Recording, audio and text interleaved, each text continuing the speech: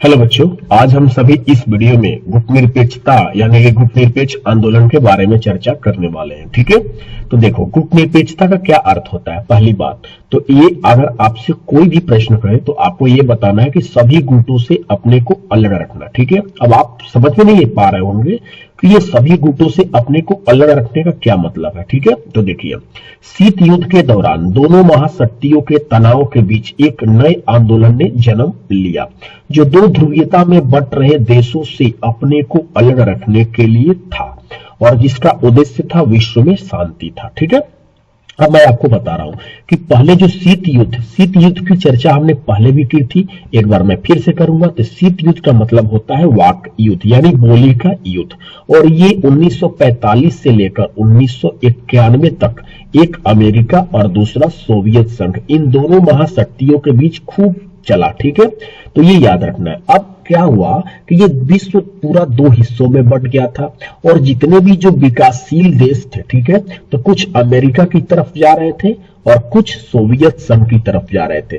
लेकिन कुछ ऐसे देश थे जो कि ना तो वो अमेरिका की तरफ जाना पसंद करते थे और ना ही सोवियत संघ की तरफ जाना पसंद करते थे। ठीक है, और इन्होंने अपना एक अलग गुट बना लिया था। ठीक है, तो इसी को कहा जाता है गुटनिरपेक्ष आंदोलन, और इसलिए मैंने कहा कि सभी गुटों से अपने को अलग रखना। तो अब सभी बच्चों को समझ में आ गया होगा कि गुटनिरपेक्ष आंदोलन या गुटनिरपेक्षता का क्या मतलब होता है। ठीक है, तो जो गुटनिरपेक्ष आंदोलन में जितने भी देश थे, ठीक है, तो इन देशों का इरादा यही था कि हम किसी भी महाशक्ति में न जाएंगे और न जाने के ही आंदोलन करने को हम कह सकते हैं कि गुटनिरपेक्ष आंदोलन का नाम दिया गया। ठीक है, तो इसी आंदोलन को नाम दिया गया था गुटनिरपेक्ष आंदोलन। ठीक है, तो गुटनिरपेक्ष आंदोलन महाशक्तियों के गुटों में शामिल न होने का आंदोलन था। ये आप सही बच्चों को समझ में आ गए। ठीक है, अब देखते हैं, ये अंतर्राष्ट्रीय मामलों से अपने को अलग नहीं रखना था।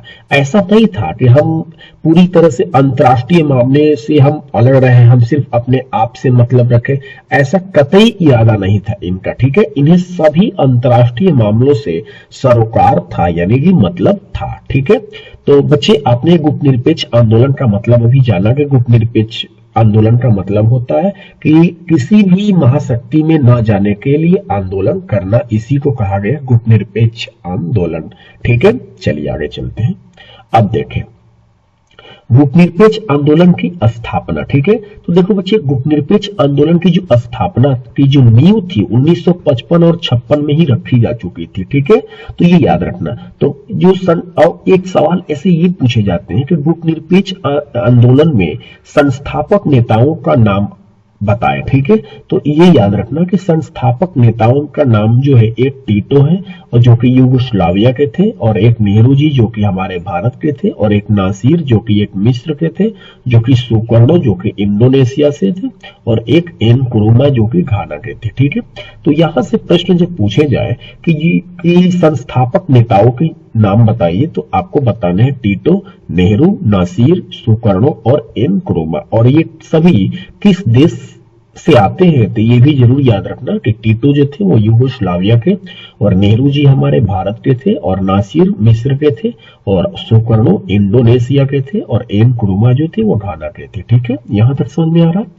अब एक सवाल बच्चे ये पूछता है कि जो प्रथम गुटनिरपेक्ष सम्मेलन हुआ था, ठीक है, तो वो कब हुआ था। तो आपको बता देना है कि 1961 में। फिर ये प्रश्न पूछेगा कि कब हुआ था, तो आपको बताना है बेलग्रेड में। ठीक है, और कुल कितने सदस्य देश शामिल थे, तो ये आपको बताना है कि 25 सदस्य देश शामिल थे। ठीक है, चलिए उसी तरह से एक प्रश्न इससे पूछे जाते हैं 14वां सम्मेलन से। ठीक है, तो 14वां सम्मेलन कब हुआ था बच्चे, तो 2006 में हुआ था। कहाँ हुआ था, हवाना में हुआ था। हवाना कहाँ है भाई, तो क्यूबा में, जो कि आपने क्यूबा मिसाइल संकट पढ़ा था। ठीक है, कुल कितने सदस्य देश शामिल थे, तो 116 सदस्य देश शामिल थे, और पर्यवेक्षक देशों में कितने देशों का नाम आता है, तो 15 पर्यवेक्षक देश शामिल थे। तो यहां से कैसे कैसे प्रश्न पूछे जाएंगे ये हमने आपको बता दिया। ठीक है, तो आप सभी बच्चे एक बार फिर से रिकॉल कर लीजिएगा। ठीक है, चलिए आगे देख लेते हैं। अब ये सवाल मेरा ये है कि गुटनिरपेक्षता को अपनाकर, ठीक है, भारत को क्या लाभ हुआ था, ठीक है, क्या कुछ फायदा हुआ था और भारत को? तो देखिए, भारत जो था वो अंतर्राष्ट्रीय फैसले स्वतंत्र रूप से ले पाया था, ठीक है। एक बात बताइए, एक अमेरिका और दूसरा था सोवियत संघ। तो अगर अमेरिका की तरफ चला जाता तो ये अमेरिका के इशारों पर भारत चलता, ठीक है। तो ना तो भारत अमेरिका की तरफ गया, अगर ये भारत सोवियत संघ की तरफ जाता तो सोवियत संघ के इशारों पर चलता, तो इसलिए भारत ना तो सोवियत संघ की तरफ गया। तो भारत ने किसी भी दो महाशक्तियों में से किसी की ओर जाना पसंद नहीं किया, ठीक है। तो इससे ये फायदा हुआ कि भारत जो था वो अंतर्राष्ट्रीय फैसले स्वतंत्र रूप से ले पाया, ठीक है। और ऐसे फैसला जिसमें भारत को लाभ हो, और ऐसे फैसले ले पाया कि वो उससे भारत को लाभ हो, ना कि किसी महाशक्ति को लाभ हो, ठीक है। चलिए, तो मैं उम्मीद करता हूं कि फर्स्ट लाइन आप सभी बच्चों को समझ में आ गया होगा, ठीक है। दूसरी लाइन क्या है कि गुटनिरपेक्षता से भारत हमेशा ऐसी स्थिति में रहा कि अगर कोई एक महाशक्ति उसके खिलाफ जाए तो वह दूसरी की तरफ जा सकता था, ठीक है। आप सभी बच्चों को समझ में आ रहा है कि अगर अमेरिका भारत के खिलाफ जाती तो भारत किधर चला जाता? सोवियत संघ की तरफ, सिंपल। अगर सोवियत संघ भारत के खिलाफ जाती तो यह भारत कहां चला जाता? अमेरिका की तरफ चला जाता, ठीक है। ऐसे में कोई भी भारत को लेकर ना तो वो बेफिक्र रह सकता था और ना ही भारत के ऊपर वो दबाव बना सकता था, ठीक है बच्चे। तो एक फायदा ये आपको देखने को मिला, ठीक है। आगे देखें, अब अगला है कि भारत की गुटनिरपेक्षता की नीति की आलोचना। अब मतलब कि भारत जो था उसने गुटनिरपेक्षता की नीति को अपनाया, ठीक है। तो इसकी क्या आलोचना हुई थी, ठीक है। मैं फिर से बता रहा हूं, भारत की गुटनिरपेक्षता की नीति की क्या हुई? आलोचना हुई। अब कैसे आलोचना हुई? तो देखो बच्चे, आलोचकों का मानना ये था कि भारत जो था वो गुटनिरपेक्ष नीति जो है भारत की वो सिद्धांत विहीन है, ठीक है। वो अपने सिद्धांत मतलब कि फॉलो नहीं करता है, जो कि उसने कहा था कि हम गुटनिरपेक्षता की नीति का पालन करना चाहिए, तो वो करता नहीं है। क्योंकि देखिए, भारत अपने राष्ट्रीय हितों को साधने के लिए महत्वपूर्ण अंतर्राष्ट्रीय फैसले लेने से बचता है। ऐसा भारत पर आरोप लगाया कि वो अपने फायदे के लिए अंतर्राष्ट्रीय फैसले लेने से बचता है, ठीक है। तो ये आलोचकों का काम है कि आलोचना करना, तो ये सारे आलोचना होने लगी भारत की, ठीक है। दूसरी बात क्या होने लगी कि भारत का व्यवहार स्थिर नहीं है, क्योंकि भारत ने 1971 में सोवियत संघ से मित्रता की संधि की, जो कि गुटनिरपेक्षता की नीति के खिलाफ है। मतलब भारत पर एक यह भी आरोप लगा था कि भारत जो था वो उसका जो व्यवहार है वो स्थिर नहीं है। जैसे कि भारत ने गुटनिरपेक्षता की नीति लगाई थी, ठीक है। तो गुटनिरपेक्षता की नीति लाई तो इसका मतलब है कि ना तो वो अमेरिका की सपोर्ट करेगा, ना तो अमेरिका की तरफ जाएगा और ना ही सोवियत संघ। लेकिन भारत पर ये आरोप लगा कि वो अंदर ही अंदर सोवियत संघ की तरफ ज्यादा मतलब झुका हुआ था, ठीक है। क्योंकि ये एक साक्ष्य मिल गया था कि 1971 में सोवियत संघ से उसने क्या की? मित्रता की संधि की, जो कि गुटनिरपेक्षता की नीति के खिलाफ था। ये तो बिल्कुल जायज बात है, ठीक है। आगे देखें, कुछ ने तो यह भी मान लिया, यहां तक ये भी कह दिया था कि भारत सोवियत संघ में शामिल था और गुटनिरपेक्षता की ढोंग करता है। मतलब ऐसा भी आरोप लगा था कि ये जो भारत था हमारा वो अंदर ही अंदर सोवियत संघ की तरफ एकदम मिल चुका था, जुड़ा हुआ था, ठीक है। और एक दिखावा कर रहा था कि हम एक अलग गुट बना के रह रहे हैं, ठीक है। तो ये सारी चीजें जो है भारत की क्या हुई? आलोचना हुई। तो ये आप सभी बच्चे समझ सकते हैं कि अगर ये प्रश्न आया कि भारत की गुटनिरपेक्षता की नीति की क्या आलोचना हुई, तो आलोचकों ने क्या क्या बातें कही मैंने आपके सामने रख दिया, ठीक है। आगे चलते हैं। अब देखें, यहां से बहुत इंपोर्टेंट पॉइंट है बच्चे। देखिए, गुटनिरपेक्षता ना तो पृथकवाद है और ना ही तटस्थता, ठीक है। इसका क्या मतलब है? देखो, पृथकवाद, ठीक है, और एक शब्द है तटस्थता। तो देखो, पहले हम पढ़ेंगे पृथकवाद।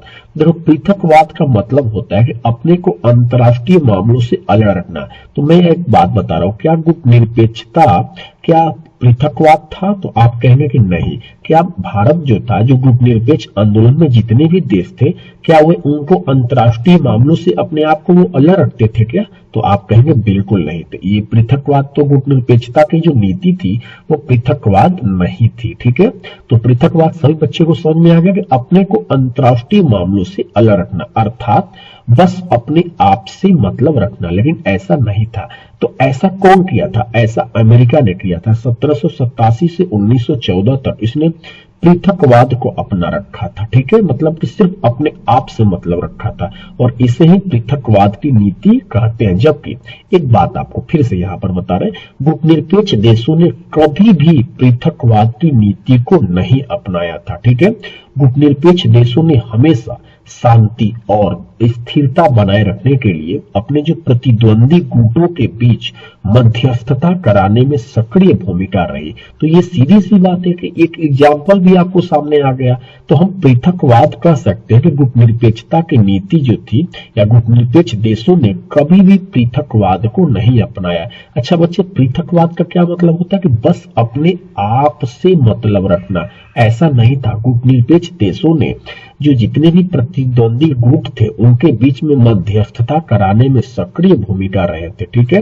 तो हम कह सकते हैं कि जो गुटनिरपेक्ष देशों ने वो कभी भी पृथकवाद की नीति को नहीं अपनाया। ठीक है, इसीलिए हमने यहाँ पर लिख दिया है कि गुटनिरपेक्षता ना तो पृथकवाद है और ना ही तटस्थता। अब आपको समझना है कि तटस्थता का क्या मतलब होता है। ठीक है, देखें यहाँ पर लिखा हुआ है तटस्थता का अर्थ। देखें, तटस्थता का क्या मतलब होता है, तो युद्ध में शामिल ना होने की स्थिति को ही तटस्थता कहते हैं। ठीक है, जो देश तटस्थता की नीति का पालन करते हैं उनके लिए यह जरूरी नहीं है कि वह युद्ध को समाप्त करने में कोई मदद करे। तो ऐसा कभी भी गुटनिरपेक्ष देशों का ऐसा कभी भी इरादा नहीं था। ठीक है, ऐसे देश ना तो युद्ध में शामिल होते हैं और ना ही युद्ध के सही या गलत होने पर अपना कोई पक्ष देते हैं।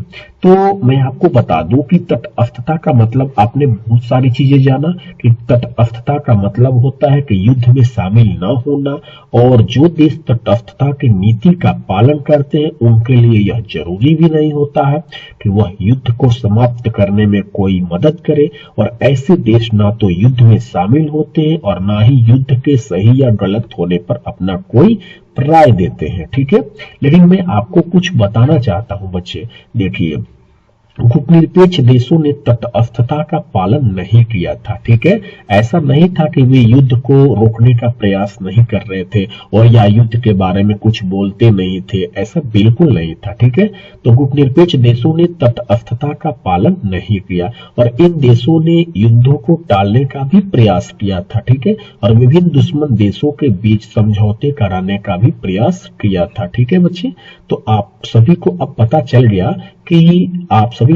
गया कि जो गुटनिरपेक्षता था, ठीक है, उसने न तो तटस्थता की नीति का पालन किया और ना ही पृथकवाद। हमने यहाँ पर जो लिखा है गुटनिरपेक्षता ना तो पृथकवाद है और ना ही तटस्थता। तो एक प्रश्न जब आएगा आपको गुटनिरपेक्षता से तो आप जरूर बताइएगा कि गुटनिरपेक्षता ना तो पृथकवाद है और ना ही तटस्थता। तो पृथकवाद सभी बच्चे समझ गए, पृथकवाद का मतलब होता है कि बस अपने आप से मतलब रखना, लेकिन ऐसा नहीं था। गुटनिरपेक्ष देशों ने ऐसा कभी नहीं किया कि बस अपने आप से मतलब रखा। ठीक है, और यहाँ पर यह पॉइंट है कि तटस्थता का मतलब है कि युद्ध में शामिल ना होना। ठीक है, तो हम कह सकते हैं कि जो गुटनिरपेक्ष देश है ना तो तटस्थता की नीति को पालन किया और ना ही पृथकवाद को। ठीक है बच्चे, आई होप कि आपको गुटनिरपेक्ष आंदोलन से सारी चीजें आपको मैंने विस्तार से बताया और आपको मजा आया होगा। ठीक है, अगर आपको अच्छा लगा होगा वीडियो तो प्लीज एक बार चैनल को लाइक कर देना, शेयर कर देना और दूसरे को मतलब कि एक